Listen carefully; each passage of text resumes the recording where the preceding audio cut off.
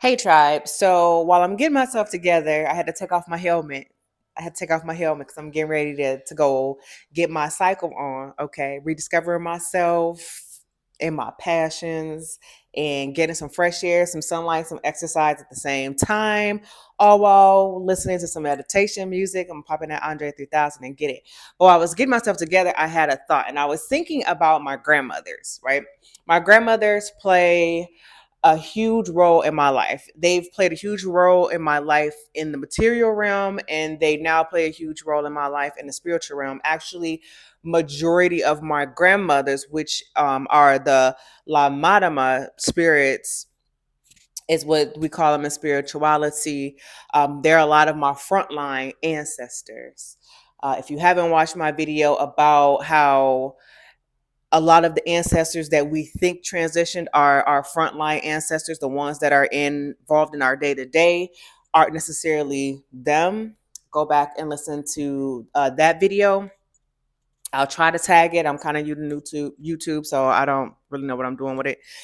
But I had a thought because me and my grandmother, like, we used to chop it up all the time. We used to talk about anything from life to politics to astrology, numerology, tarot, even though she was ridiculously Christian. She had a life before she got converted. And yeah.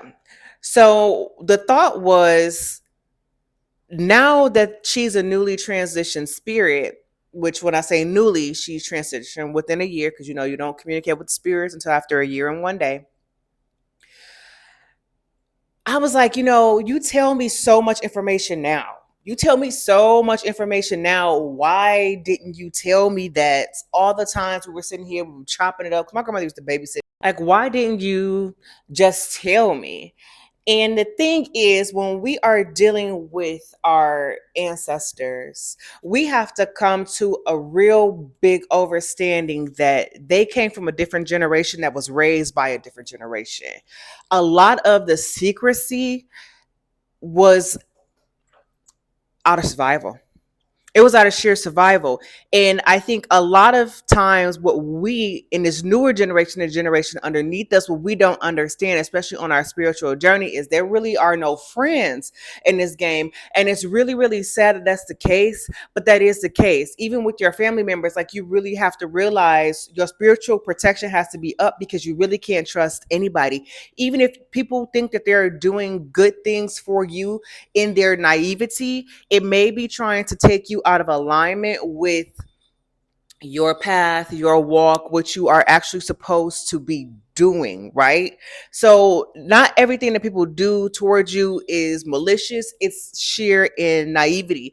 So, they didn't communicate with us about a lot of things because, again, they were a different generation, raised by a different generation, and stuff was done on sheer survival. Like, for example, on my dad's side, my great grandmother, I can barely find any information. I'm talking about records. I can barely find any information about her at all. However, when I had, my little Misa with them, when I asked my grandmother about that, like, hey, why can't I find any information? And she said, hey, listen, a lot of them were white passing, and they had to change their names, disassociate themselves from the family just for survival. So you won't find them because they literally had to change their names. Now, the one record that I was able to find out about my great grandmother, she is listed as mulatto. And I'm talking about my family member that's from New Orleans, my great grandfather, that they have marked in records that he came from Virginia when really he was an immigrant from Santo Domingo, which Haiti. Okay, so it tracks. That was something, because you always have to watch out for the trickster spirits, because a lot of the times the trickster spirits know more about you, your family, and your lineage than your family does. But one thing that I was able to track here in the realm of material was being able to go and find a record of my great grandmother, and she is literally listed as mulatto. And then she has come to me one time through another person during a reading, because like I said, I don't open my energy up to a bunch of people. I go to the same person every time.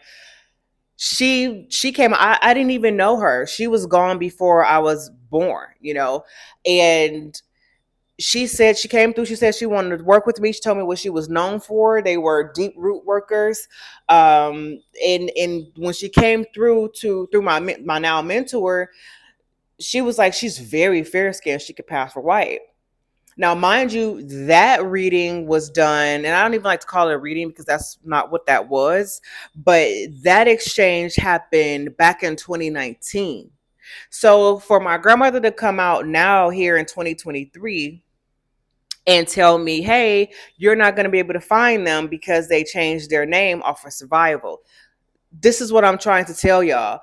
We trust people so much, friends, family members, co-workers, and everything. Like, did you see the video where the one lady, she gave up her kidney to her boss and then got fired because it took her too long to recover? Are you insane? Number one, to even do something like that.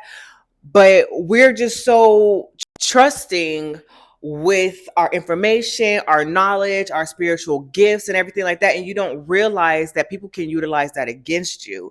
This is why when you get on this journey and you stand 10 toes down and confirm in your belief, you have to be solid. You need that foundational work. You need that shadow work. You need that inner work, because these spirits will also try you, just like people in this alien world will try you as well.